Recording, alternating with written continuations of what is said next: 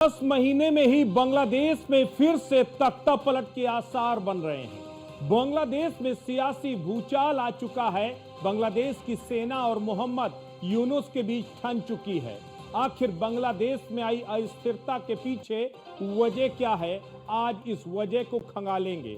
इसी के साथ समझेंगे रोहिंग्या संकट कैसे दुनिया के तमाम मुल्कों में अस्थिरता की बड़ी वजह बन गया है। इसके बारे में भी आज विस्तार से चर्चा करेंगे।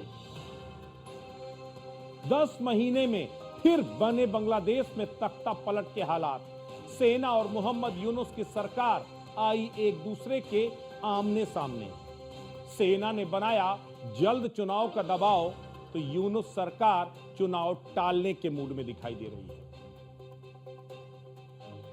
जुलाई 2024 तकरीबन 10 महीना पहले ही बांग्लादेश में अवामी लीग की सरकार के खिलाफ बड़े पैमाने पर प्रदर्शन हुए।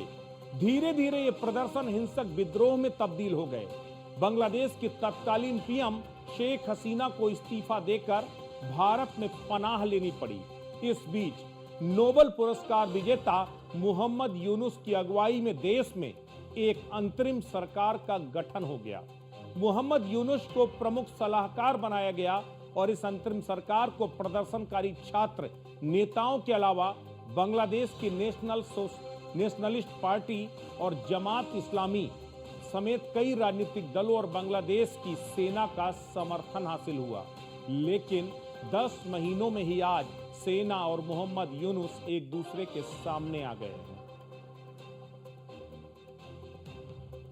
जुलाई 2024 में शेख हसीना को प्रधानमंत्री पद छोड़कर अपनी जान बचा करके वापस हिंदुस्तान आना पड़ा था, क्योंकि बांग्लादेश के अंदर हिंसक प्रदर्शन तेज हो गए थे। सेना सड़कों पर उतर आई थी और देश ने शेख हसीना के खिलाफ बगावत कर दी थी। उसके बाद मोहम्मद यूनुस को प्रमुख सलाहकार बनाया गया अंतरिम सरकार का, इस उम्मीद के साथ कि नेपाल के अंदर स्थिरता आएगी, नेपाल एक बार फिर शांति की तरफ आगे बढ़ेगा। लेकिन सिर्फ 10 महीनों में ही बांग्लादेश में इस अंतरिम सरकार से भी मोह भंग हो गया। 10 महीनों में ही अब लोग एक बार फिर से ये कयास लगाने लगे हैं कि मोहम्मद यूनुस की विदाई अब तय होने वाली है। मोहम्मद यूनुस से सेना का मोह भंग होने के पीछे एक बड़ी वजह वो क्या है, वो आपको बताते हैं। सबसे बड़ी वजह है वहां पर मानवीय कॉरिडोर। अब ये मानवीय कॉरिडोर क्या है, जिसे सेना ब्लडी कॉरिडोर कह रही है, आपको बताएंगे।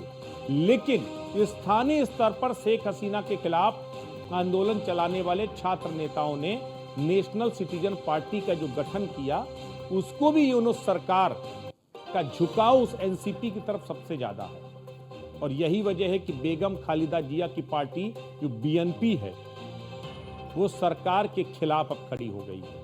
यानी कि दो बड़ी वजह, एक है ब्लडी कॉरिडोर और दूसरा है यूनुस सरकार का एनसीपी की तरफ ज्यादा झुकाव और देश के खिलाफ लिए गए कुछ ताबड़तोड़ फैसले। अब इसका पूरा विश्लेषण करेंगे और आपको समझाने की कोशिश करेंगे कि आखिर मानवीय कॉरिडोर ने बांग्लादेश में कैसे बखेड़ा खड़ा कर दिया है, कैसे एनसीपी से यूनुस की नजदीकी ने आग में घी डालने का काम कर दिया है। विदेशी हाथों में खेलते हुए नजर आ रहे हैं मोहम्मद यूनुस और उसकी वजह से देश में एक बार फिर बगावत की आग तेज हो गई है। और जब खुद असफल हो गए तब आरोप मढ़ रहे हैं हिंदुस्तान पर। आपको इससे पहले कि ब्लडी कॉरिडोर के बारे में बताएं, आपको यूनुस खान ने अभी एक ताजा तरीन एक बयान दिया, जिसमें उन्होंने कहा कि बांग्लादेश के अंदर जो भी कुछ चल रहा है, जो अशांति पनपी है, जो विद्रोह की आग भड़क रही है, इसमें हिंदुस्तान का रोल है। लेकिन कहते हैं ना कि जब नाच नावे और आंगन टेढ़ा, आप चले थे बांग्लादेश को सही रास्ते पर ले जाने, लेकिन खुद गुमराह हो गए। अब आपको बताते हैं कैसे जो